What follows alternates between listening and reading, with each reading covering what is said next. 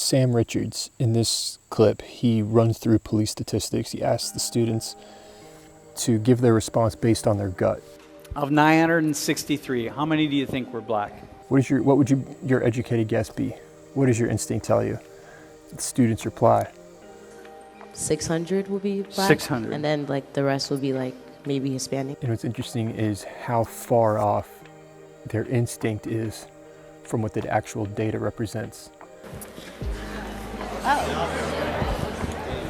Oh, I'm surprised. Some even say, I am surprised, I'm a bit shocked. This is actually kind of surprising. I honestly thought it would be more black people because they show more black people getting like, I know, they like make it seem like black people are always getting like killed by the cops more than. And then he takes the next step to deduce, well, why is that your gut response? What do you think contributed to that?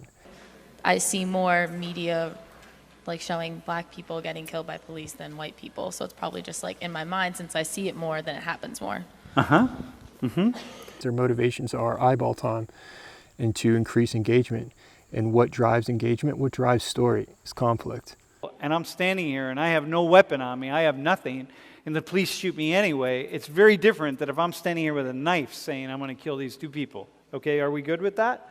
So how many of the 963 people were unarmed? So this says nothing about what I agree or disagree with him on. I'm merely analyzing his ability to run these thought exercises and to push with the proper questions at the right time. First, he provides the space for the conversation to occur. So here are the numbers. This was the most comprehensive analysis of the data done by a research team at the Washington Post. And he guides it just with the proper questions here and there and challenges the students to take the next step. Security guard at a school district in Madison, Wisconsin, at a high school in Madison, Wisconsin. Some kid in the school is being disruptive, and he starts calling this guy the N-bomb. We have approximately 300 students sitting in this lecture hall. They all know that this course is being live streamed to YouTube. And finally, Marlon says, "Stop calling me N-bomb." Fired. And the principal comes forward with a statement. This is what this class is. It's these kind of what I would call conversations. Here she is. So she says, she sends a letter. This is a great thing to have occur. These are great conversations. These things need to happen. This is what will help students learn common sense and how to ask questions and kind of break away out of this foolish way of thinking. But why does that have to cost $60,000? This should be occurring at the high school level. This is the world we're going to go in. If we want to have these kinds of, we're going to have language police and action police and thought police and so on. You want to walk up that aisle? Why is there only one class like this? As far as I'm sure there are more classes out there like this, but I have not seen any on YouTube. Professors are very hesitant to put their teaching on YouTube because that just increases scrutiny. You want to fire Papa John? You think he should be fired? Well, then he should be fired. Oh, well, he can't because it's a little different. What's the difference? It's just as absurd. I'm sure they didn't come to his defense, but they came to his defense. Perhaps he's trying to show more nuance. I often wonder what he genuinely thinks at this moment on this issue, but that's what a good instructor does. It should not be about what they think. It should be about how they think or how to think. And so it's good that we're kind of trying to guess, but I do question some of the things he says when he does seem to be entering that realm into trying to articulate what he believes to be true. You're going to be at graduation and you're going to assume that these two guys are equal, and they're not equal. It's not, we are not there, my friends. We are not there. Because I fundamentally disagree with this, and I think that he contradicts himself directly in further discussions. Bro, how's it feel knowing that push comes to shove, like your skin's kind of nice? I don't know. I mean, it makes me feel like sad because, like, God knows I don't deserve it. You know what I mean? Like, I didn't choose to be white. So. Which reminds me of a real experience I had at Emerson College as a graduate student. After the protests students were picketing about how racist Emerson was. And then I was in this, taking a pedagogy class with one of the deans. We're sitting around for 3 hours discussing this right after the protest. And I asked that very question, okay? And I genuinely felt bad. I thought, like, I am in a racist institution. What am I doing wrong? And I couldn't figure it out. And I asked the question, what can I do?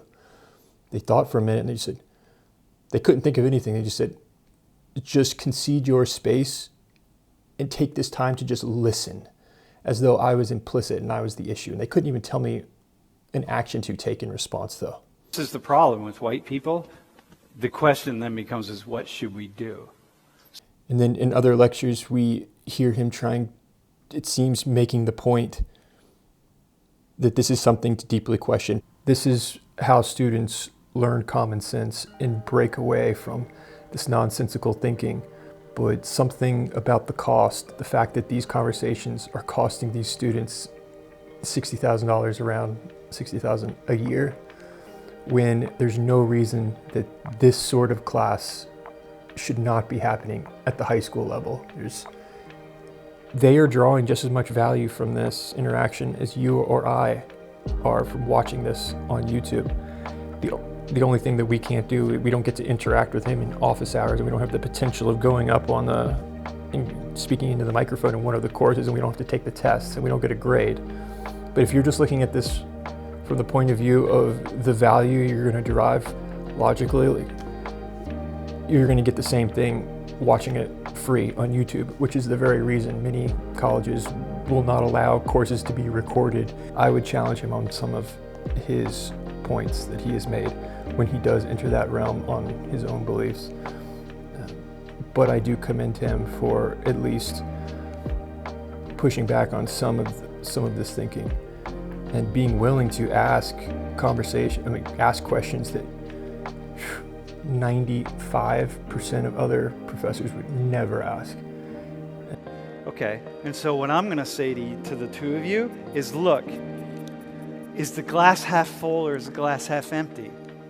It's like, it just depends. We can argue that that's a high number. We can argue that's a low number. We can argue it's exaggerated. We can argue like, no, man, it's not exaggerated. It's still really high.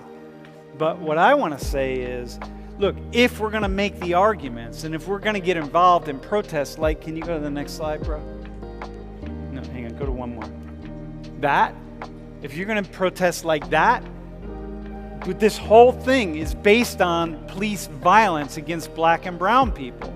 So if you're going to protest, really step out in this way, you got to know what you're protesting.